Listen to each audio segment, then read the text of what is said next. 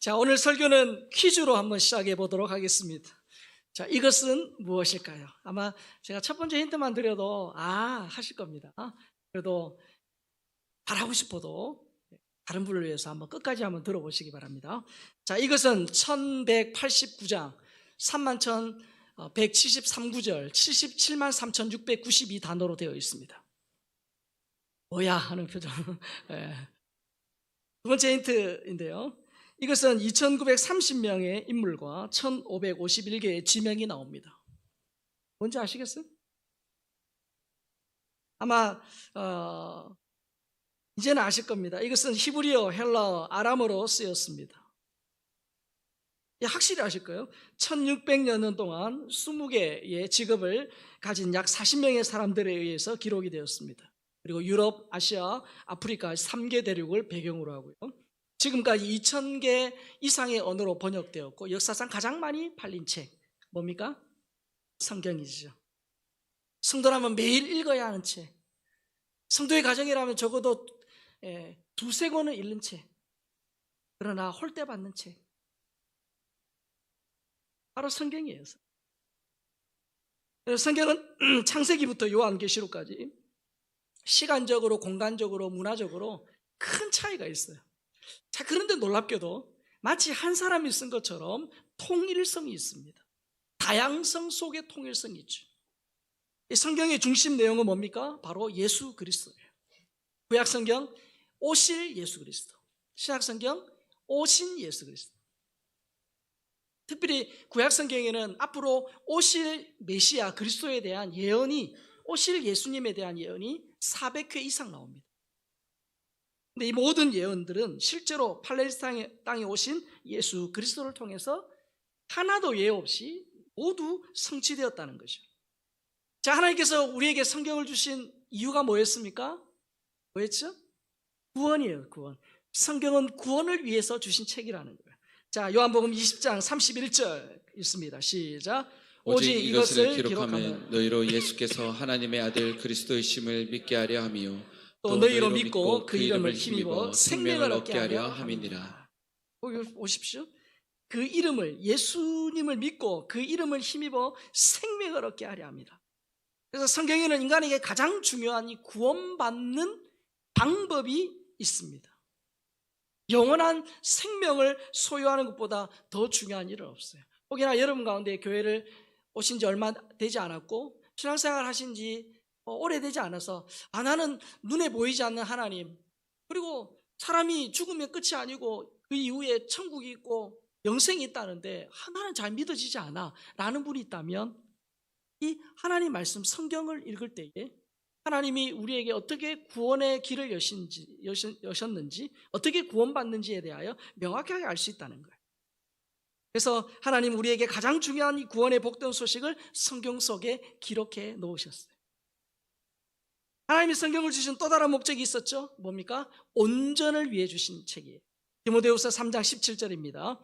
이는 하나님의 사람으로 온전하게 하며 모든 선한 일을 행할 능력을 갖추게 하려 함이라. 저기 보니까 온전하게 하다라는 표현이 있죠. 온전하게 하다라는 표현은 이런 뜻입니다.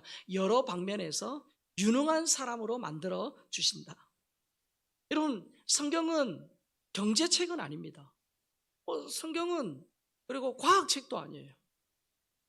그러나 여러분, 성경은 그 속에 여러 방면에, 그러니까 여러분들의 전공, 여러분들의 사업, 여러분들의 어떤 직장, 여러분들이 하시는 그 일에 더 온전하게, 더 유능하게 만들어주시는 능력이 이 말씀 속에 있다는 거예요.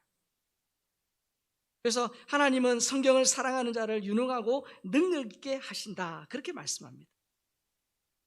이처럼 성경이 한 사람의 현세와 내세를 완전히 바꾸는 능력이 있는 이유가 뭐였습니까? 바로 하나님의 감동으로 된 그런 책이기 때문이죠. 하나님이 진흙을 이겨서 사람을 만드시고 숨을 불어넣으셨을 때 살아있는 사람이 됐죠. 생명체가 된 거예요. 마찬가지입니다. 성경에는 생명을 주고 활동하게 하는 하나님의 능력이 있다는 거예요. 그래서 이브리서 4장 12절에서 이렇게 말씀하잖아요. 크게 읽습니다. 시작. 하나님 말씀은 살아있고 활력이 있어 좌우의 어떤 검보다도 예리하여 몸과 영과 및 관절과 골수를 찔러 쪼개기까지 하며 또 마음의 생각과 뜻을 판단하니 하나님의 감동으로 돼. 이것을 유기적 영감이다 그렇게 말씀드렸습니다. 그래서 성경은 하나님의 감동, 즉 유기적 영감으로 된 책이기 때문에 이 책 가운데 오류가 없게 하셨다는 거예요.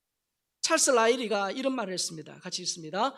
하나님께서 인간 저자들을 감독하셔서 그들의 개성은 그대로 살리셨다. 그러나 하나의 오류도 없이 하나님이 전달하기를 원하시는 계시의 내용을 성경의 원문에 기록하셨다. 하나님께서 완벽하게 그 사람의 개성을 활용하시되 실수나 오류가 들어가지 않도록 하나님이 하셨다는 거예요. 그래서 성경은 하나님의 감동으로 되었기 때문에 성령의 조명이 필요하다라고 말씀드렸습니다. 그래서 성경은 단순히 글자를 읽는 그런 육안으로 보는 것이 아니라 성령께서 어떻게요? 밝히 깨달음을 주시도록 내 마음에 빛을 비추어 주시도록 비추어 주시는 그 영안으로 읽어야 한다라고 말씀드렸습니다. 그래서 시편 119편 18절에 보면 이런 말씀이 있죠. 내 눈을 열어서 주의 율법에서 놀라운 것을 보게 하소서. 내 영안이 열리도록, 내 육안이 아니라 영안이 열리도록 내 눈을 열어서 주의 율법에서 놀라운 것을 보게 하소서. 그렇게 기도하지요. 그래서 여러분, 우리가 성경을 두고 성경을 읽기 전에 먼저 하나님 내 눈을 열어 주의 기이한 법을 깨닫게 해주십시오라고 짧게 기도하고 성경을 읽는.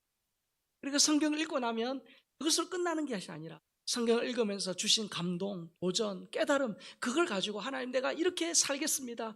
하나님 깨달음을 주시니 감사합니다 라고 그렇게 기도해야 한다고 말씀을 드렸습니다. 이렇게 말씀과 기도의 선순환이 계속 일어나요. 굉장히 중요한 거예요. 자, 이렇게 하는 것 매우 귀한 일입니다. 하지만 여기에서 그쳐서는 안 된다는 거예요. 성경을 읽고 암송하고 연구하는 것 중요합니다. 즉 우리의 머리 지식이 있어야 돼요.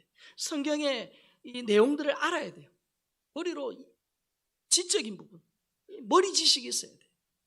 그러나 거기에서 멈추면 안 돼요. 머리 지식은 반드시 가슴 지식이 되어야 돼요. 여러분, 우리 머리에서 가슴까지 약 한자, 약 30cm입니다. 그런데 여러분, 이 머리의 내용이 가슴으로 와야 진짜 삶의 변화가 있거든요. 그래서 머리와 가슴의 거리는 불과 한자 30cm밖에 되지 않지만 머리 지식으로 끝나느냐 아니면 가슴 지식으로까지 나아가느냐에 따라서 우리의 영원한 운명을 결정한다는 거예요. 그래서 이 머리 지식이 가슴 지식이 되려면 마음에 담긴 그런 전인적인 결단이 있어야 된다. 아, 이 하나님의 말씀이 진짜구나. 이 말씀이 나를 살리는구나 하고 그냥 머리만 스쳐 지나가는 것이 아니라 진짜 가슴에 새기고 확신해야 된다. 여기까지 가는 것도 귀하지만 여기에서 멈추면 안 돼. 어디까지 가야 됩니까? 그럼 더 나아가서 가슴 지식이 손과 발로 실천되고 순종되고 행함이 있는 그런 생활 지식이 되어야 된다는 거예요. 머리 지식은 가슴 지식이 되고 가슴 지식은 삶의 실천이 되는 생활 지식이 되어야 된다는 거예요. 19세기 영국의 선교사이자 탐험가인 데이비드 리빙스턴, 이분은 아프리카 선교의 선구자입니다. 1813년에 태어나서 1873년에 세상을 떠난 그는 의사, 선교사, 탐험가, 19세기 후반에 이 대영제국의 영웅입니다. 이 선교사님이 노예 무역의 금지에 앞장섰었는데요. 특별히 아프리카 원주민들을 참 존중하고 잘 대해주었어요. 이 리빙스턴이 원주민들에게 두 가지를 가르쳤는데, 한 가지는 뭐냐면 총 쏘는 법, 또 한 가지는 글을 가르쳤어요. 그의 선교사님의 어떤 사역의 열매가 누구냐면 바크와인 부족의 추장인 세켈라라는 추장입니다. 이 추장이 복음을 받아들이고 예수를 믿고 나서 삶의 변화가 일어납니다. 어떤 분야냐면 예수 믿기 전에 이 추장이니까 아내가 몇 명? 아내가 5명이 있었어요. 아내가 5명. 자, 근데 성경을 읽고 복음을 받아들이고 예수를 믿고 나니까 이 5명의 아내가 있다는 게 이게 성경적이지 않거든요. 그래서 한 명의 아내만 두고 나머지 4명은 다 이렇게 돌려보냈다는 거예요. 그리고 그도 성경을 열심히 읽은 거예요. 성경 읽기가 너무 좋으니까 다른 부족 사람들에게도 이 성경을 좀 읽혀야겠다 해서 내가 가서 글자를 가르쳐 주겠다라고 그렇게 요청을 했는데 한사코 그들은 거부한 거예요. 왜 거부했을까요? 이유가 뭘까요? 자기들도 글자를 알고 성경을 읽으면 세켈러처럼 어떻게 자신의 지금 많은 부인들을 다 돌려보내야 되니까 그게 싫은 거였던 거예요. 그들이 어떻게 해요? 그들이 깨달은 게 뭡니까? 성경이 자신들의 삶을 바꾸도록 요구하는 힘이 있다라고 생각을 한 거예요. 여러분, 성경 읽기, 우리가 지금 말씀이 이끄는 삶을 통해서 우리 모두가 다 성경을 읽자 라고 지금 하고 있는데, 성경 읽기의 종착지는 어디냐면 삶의 변화입니다. D.L. 무디가 이런 말을 했어요. 같이 읽습니다. 성경은 지식을 증가시키라고 주신 것이 아니라 삶의 변화를 위해 주신 것이다. 네. 여러분, 성경이 지식 필요합니다. 그러나 거기서 끝나면 안 된다는 거예요. 반드시 삶의 변화로 맞춰져야 한다는 거예요. 자, 오늘 읽은 본문에서도 같은 말씀을 하세요. 자, 여호수아, 우리가 잘 알고 있습니다. 불세출의 영웅 모세의 뒤를 이어서 이스라엘 백성들을 이제 이끌어야 될 지도자가 된 거예요. 여호수아, 모세의 부관입니다. 여러분, 모세의 부관이기 때문에 모세의 어떤 기적을 가장 가까이에서 봤지요. 그리고 모세의 실수, 허물도 가까이에서 본 사람이 여호수아입니다. 이스라엘 백성들이 돌로 어떻게 해요? 모세를 쳐서 죽이려고 하는 그 순간에도 모세의 곁을 지켰던 사람이 바로 여호수아지요. 하나님 말씀에 불순종한 이 출애굽 1세대가 광야에서 다 죽어나가는 것도 직접 목격했어요. 그러니까 여호수아, 여러분, 산전, 수전, 공중전에 사이버전까지 다 한 백전노장입니다. 역전의 용사죠. 그런데도 여호수아가 광야에서 태어나 전쟁을 모르는 이 출애굽 2세대를 이끌고 호전적인 민족이 있는 가나안 땅에 들어가서 정복 전쟁을 해야 된다는 것은 굉장한 부담일 것입니다. 만만치 않는 일이에요. 가나안 정복이라는 이스라엘의 과업을 달성해야 되는 여호수아의 심정이 여러분 어떻겠어요? 여러분이 여호수아라면 어떻겠어요? 오늘 본문 7절 8절에 보면 그 여호수아의 심정을 우리가 짐작할 수 있는 그런 말씀이 나오죠. 같이 읽습니다. 시작. 오직 강하고 극히 담대하여 나의 종 모세가 내게 명령한 그 율법을 다 지켜 행하고 우로나 좌로나 치우치지 말라. 그리하면 어디로 가든지 형통하리니 이 율법책을 내 입에서 떠나지 말게 하며 주야로 그것을 묵상하여 그 안에 기록된 대로 다 지켜 행하라. 그리하면 내 길이 평탄하게 될 것이며 내가 형통하리라. 말씀 한번 띄어나 보세요. 자, 이 말씀, 하나님이 지금 여호수아서 1장에 하나님이 여호수아에게 하신 말씀이에요. 저 말씀을 잘 보면 반복되는 말이 3개가 나옵니다. 첫 번째가 뭐냐면 강하고 담대하라는 말이에요. 하나님께서 지금 여호수아에게 강하고 극히 담대하라고 말씀하시는데 여호수아 1장에만 강하고 담대하라는 말이 4번 나옵니다. 한 번, 두 번이 아니라 4번 나와요. 1장 6절, 7절, 9절, 18절 이렇게 4번 나오는데 앞에 3번은 하나님이 여호수아에게 하신 얘기고 마지막 18절은 백성들이 여호수아에게 한 얘기. 여러분, 지금 하나님이 강하고 담대하라는 말을 지금 계속 반복하시는 이유는 여호수아의 심정이 지금 어떤 거예요? 지금 굉장히 약하고 두려운 상황이라는 것을 짐작할 수 있습니다. 반복되는 말 두 번째는 뭐냐면 지켜 행하라는 말이에요. 7절과 8절에 지켜 행하라는 말이 반복됩니다. 여러분, 하나님이 지금 여호수아에게 강하고 담대하라고 말씀하시는 것은 소위 말하는 긍정심리학에서 근거 없는 자신감, 그것을 말하고 있는 게 아닙니다. 강하고 담대하라 이런 것은 너 마인드 컨트롤하라, 너 마음 먹기 나름이다, 그 얘기하는 게 아닙니다. 하나님 말씀을 지킬 때, 지켜 행할 때 어떻게 해요? 하나님이 담대함과 용기를 주신다는 거예요. 여러분, 하나님 말씀을 지켜 행할 때, 말씀을 지킬 때 어떻게 해요? 하나님이 그 말씀을 통하여 여호수아의 심령에 강하고 담대함을 주신다는 거예요. 그런 두렵고 떨리는 상황이 결국 어떻게 됩니까? 마지막 3번째 반복되는 말이 뭡니까? 형통이에요. 7절과 8절의 형통이란 말이에요. 두렵고 떨리는 상황이 결국 형통으로 역전되는 전환점이 뭡니까? 중간에 있는 말씀을 지켜 행하는 것입니다. 말씀을 지켜 행할 때 강하고 담대함을 넘어서 형통의 자리에까지 나아간다. 나아가게 해주겠다라고 약속하신 거예요. 제 고교의 후배 중에 수영을 잘하는 친구가 있습니다. 우리 후배는 수영을 잘해가지고 근데도 이 수영 특기 지금도 수영 관련된 일을 자, 여러분 수영 잘하는 분들 있잖아요. 어깨가 저 2.5배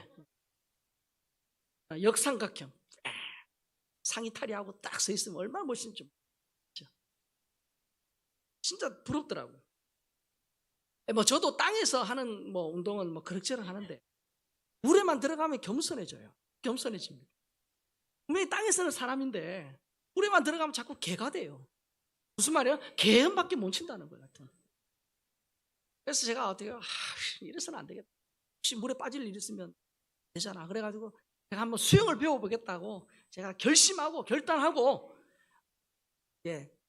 어떻게 하냐면 먼저 수영에 관한 책들을 한 30권 정도 빌린 거예요. 쌓아놓고 이제 책을 읽는 거예요.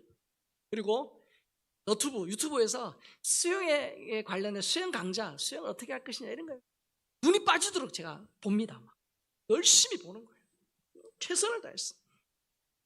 그래가지고 수영의 기본부터 시작해가지고 수영의 역사, 뭐 또 수영이 뭐가 있냐 뭐 이런 거 쫙 꿰뚫은 거예요. 수영의 A부터 Z까지 제가 다 수영 강사를 할 수 있을 정도로 국가대표를 가르칠 수 있을 정도로 제가 이론에 빠삭하게 제가 이렇게 배운 겁니다. 질문 들어갑니다. 자, 제가 실제로 수영을 잘 할 수 있을까요?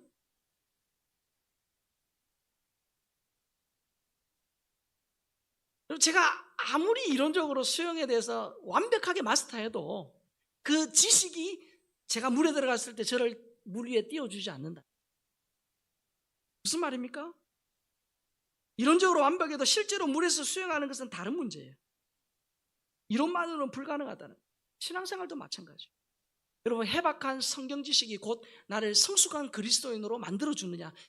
아닙니다. 그렇지 않아요. 왜요? 아는 것과 사는 것은 달라요. 물론 알면서 삶으로 사는 출발은 될지 모르지만 아는 것이 곧 사는 것이다라고 말할 수 없다는 거예요. 여러분, 무단횡단이 안 된다. 이건 위험한 일이다. 큰일 날 일이다. 압니다. 다 알아요. 왜 모르죠? 그럼에도 불구하고 한 해에 무단횡단으로 얼마나 많은 사람들이 죽습니까? 여러분, 예수님도 이 지켜 행하는 순종, 행함에 대해서 굉장히 강조하셨어요. 자, 여러분, 예수님의 주옥과 같은 설교를 다 모아놓은 곳이 어디예요? 마태복음 5장부터 7장까지의 산상 설교. 여기 보면 마태가 세리답게 아주 설교만 모아놨어요. 여러분, 마태복음 5장, 6장, 7장을 한번 읽어보세요. 하셔서 예수님이 많은 말씀을 하시고 가장 마지막에 하신 메시지가 뭔지 보세요. 마태복음 7장 24절 25절입니다. 시작. 그러므로 누구든지 나의 이 말을 듣고 행하는 자는 그 집을 반석 위에 지은 지혜로운 사람 같으니라. 비가 내리고 창수가 나고 바람이 불어 그 집에 부딪히되 무너지지 아니하나니 이는 주추를 반석 위에 놓은 까닭이요. 예수님 뭐라고 말씀하세요? 이 말은 설교를 다 하시고 마지막으로 그러므로 누구든지 나의 이 말을 듣고, 즉 나의 설교를 듣고 행하는 자, 반석 위에 집을 지은 지혜로운 사람 같다라고 말씀하시는데, 그 이어서 26절 27절에는 반대로 말씀하세요. 시작. 나의 이 말을 듣고 행하지 아니하는 자는 그 집을 모래 위에 지은 어리석은 사람 같으리니 비가 내리고 창수가 나고 바람이 불어 그 집에 부딪히매 무너져 그 무너짐이 심하니라. 이번에 뭐라고 말씀하세요? 나의 이 말을 듣고 행하지 않는 자, 그 집을 모래 위에 지은 어리석은 사람 같다라고 말합니다. 자, 여기서 여러분, 지혜로운 사람과 어리석은 사람의 공통점이 나오죠. 그죠? 이 말을 듣고, 듣는 것은 지혜로운 사람이나 어리석은 사람이나 공통점입니다. 다 예수님의 말씀을 들었다는 거예요. 자, 그런데 차이점이 뭐죠? 듣고 한 사람은 행했고 한 사람은 행하지 않았다는 거예요. 듣고 행하는 자는 반석 위에 집을 지은 지혜로운 사람이지만 듣고 행하지 않은 자는 모래 위에 집을 지은 어리석은 사람이다라고 예수님이 말씀하신 거예요. 여러분, 이 산상설교 누구에게 하신 설교예요? 불교 신자에게 하신 게 아닙니다. 우리 믿는 자들에게 하셨는데, 특별히 여기서 성도와 세상 사람을 대조한 게 아니에요. 세상 사람은 주님의 말씀을 듣지도 않습니다. 여기서는 뭡니까? 성도 중에, 즉 예수님의 말씀을 듣는 사람들 중에 순종하는 자와 불순종하는 자를 대조하신 거예요. 이 말은 뭡니까? 교회 안에 두 부류의 신자가 있다는 거예요. 똑같이 교회 오고 말씀 듣습니다. 이 시간 우리 같은 공간에서 같은 설교를 듣지요. 그런데 한 사람은 이 말씀을 듣고 그것으로 끝나고, 한 사람은 그 듣고 어떻게 해요? 순종한다는 거예요. 그랬을 때 그 두 사람의 눈에 보이지 않는 기초가 다르다는 거예요. 한 사람은 어떻습니까? 순종하는 사람은 반석이고 순종하지 않는 사람 모래라고 말합니다. 그랬을 때 비가 내리고 창수가 나고 바람이 불고, 무슨 말입니까? 인생의 시련과 고난이 닥칠 때 말씀을 듣기만 한 사람은 어떻게 해요? 그 기초가 무너진다는 거예요. 그러나 말씀을 듣고 그 말씀을 따라 산 사람은 그런 인생의 고난과 시련이 닥칠 때에 그 반석이 누구십니까? 견고한 반석, 예수님이 반석 되시기 때문에 흔들리지 않는다는 거예요. 결국 말씀을 듣는 것 중요하지만 듣고 더 그 다음 이후에 행하느냐 행하지 않느냐, 말씀을 듣고 어떻게 반응하느냐가 결국 인생이라는 우리 이 집의 세워짐과 무너짐을 결정한다는 거예요. 그래서 여러분, 부족하지만 제가 이 강단에서 말씀을 선포할 때 듣고 그냥 좋았더라 하고 지나가시면 안 돼요. 오늘은 설교가 조금 길다, 이제 저 예화는 옛날에 들었던 것 같다, 이러면서 그냥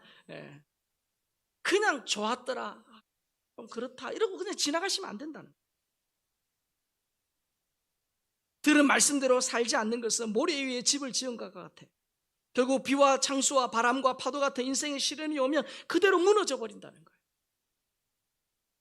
반석은 무엇입니까? 예수님과의 바른 관계에서 말씀을 따라 사는 삶을 말해요.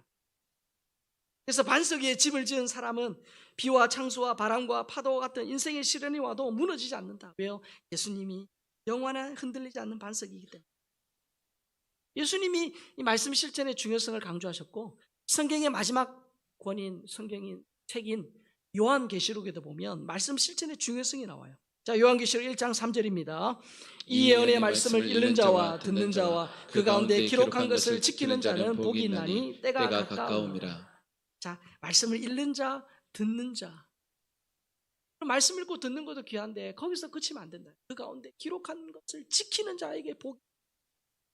성숙한 신앙은 뭡니까? 말씀을 읽고 듣는 것이고, 그것에서 끝나지 않고 결국은 삶의 행함과 순종과 실천이 있는 그 단계까지 가야 한다는 거예요. 한 농부가 친구에게 큰 소리를 칩니다. 뭐라고 하냐면, 나는 하나님을 정말 사랑해. 그래서 내가 하나님을 위해 내 인생을 드리고 내 가진 것을 하나님 앞에 드릴 거야. 이렇게 막 자랑하듯 얘기를 했다. 그 얘기를 듣는 친구가 가만히 보니까, 이 친구의 삶을 보니까 말 따로 행동 따로, 그야말로 겉과 속이 다른 그런 친구. 그래서 그에게 묻습니다. 아, 그래, 자네가 그렇게 하나님을 사랑하고 헌신한다니 내가 한 가지만 물어보겠네. 하나님은 만약에 말 20마리를 주신다면 그 중에 한 2마리 정도는 하나님 앞에 드릴 수 있겠나? 그랬더니 이 사람이 그냥 실망, 나를 뭘로 보는 거야? 이런 표정으로, 아이, 하나님이 내가 말 20마리 주시면 내가 지금 2마리가 문제겠나?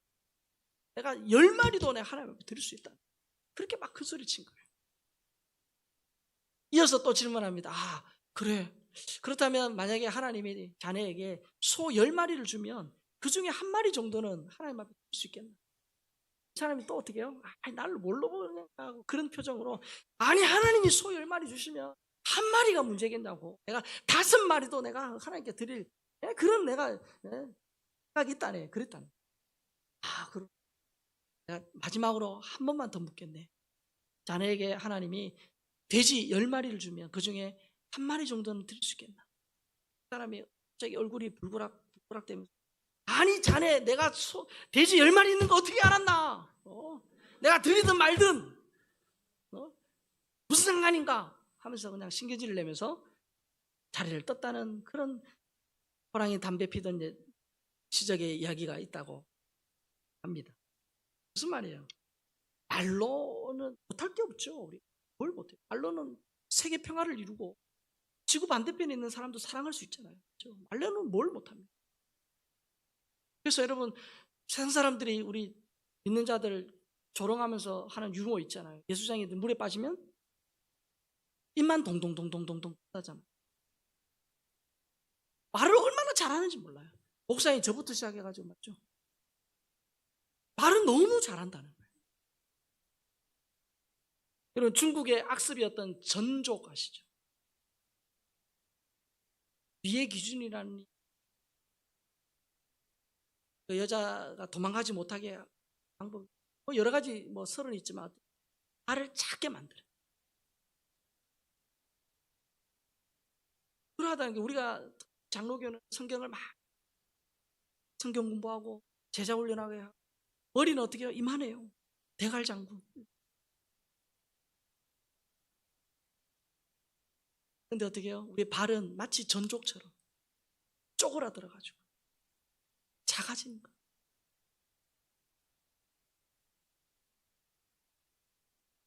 그래서 우리가 꼭 기억해야 될 게 성경을 아는 것으로 사는 것을 대체하면 안 돼요. 내가 아니까 살고 있다라고 착각합니다.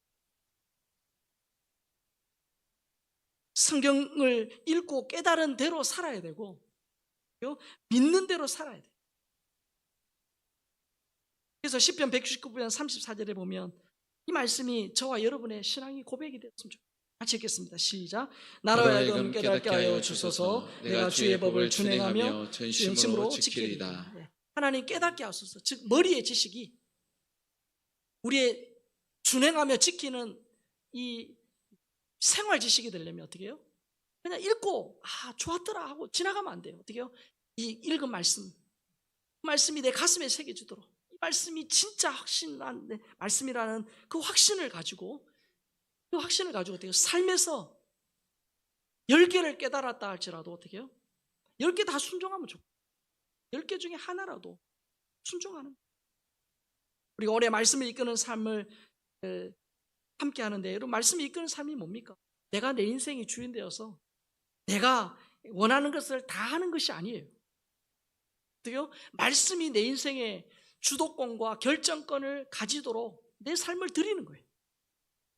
성경을 읽거나 설교를 들으면서 좋았더라 그리고 지나가는 게 아니고 한 말씀 한 구절이라도 가슴에 새기고 삶에서 살아내는 것이 그게 형통이고 복이에요. 그리고 우리가 평생을 신앙생활하면서 본인 스스로 나는 왜 이렇게 안 변하지? 10년 전이나 20년 전이나 지금이나 나는 왜 이렇게 안 변하지? 혹시 그런 마음이 있으시다면 오늘부터 이 머리의 지식에 머물렀던 신앙생활이 아니라 가슴 지식으로 그리고 생활 지식이 되도록. 그래서 주님 말씀하시면 내가 가겠습니다. 가기 싫어도 내가 순종하기 싫어도 주님이 말씀이라면 내 욕심대로 내가 내 인생이 주인 되어 살고 싶은 내 자아를 부인하고 내 자신을 쳐서 하나님 순종하겠습니다. 그게 말씀이 이끄는 삶이에요. 또한 말씀이 이끄는 삶이 뭡니까? 주님 뜻이 아니면 내가 멈춰 쓰겠습니다. 내가 진짜 하고 싶어요. 내가 너무너무 하고 싶어요. 그러나 이게 하나님 뜻이 아니면 절제하고 그것을 멈출 수 있는 그것이 진짜 성숙한 믿음이에요. 우리는 말씀 따로 내 삶 따로예요. 내가 다 하고 싶은 대로 내가 내 인생의 주인되어 내가 다 하고 그리고는 어떻게 해요? 안 되면 하나님 찾고 그러면 변화. 우리가 말씀을 읽는 이유가 뭡니까? 말씀 참 좋았다 은혜로웠다 거기서 끝이면 안 돼요. 말씀 어떻게 해요? 가슴에 새기고 삶의 현장에서 하나하나 순종해 가면 여러분 해보세요.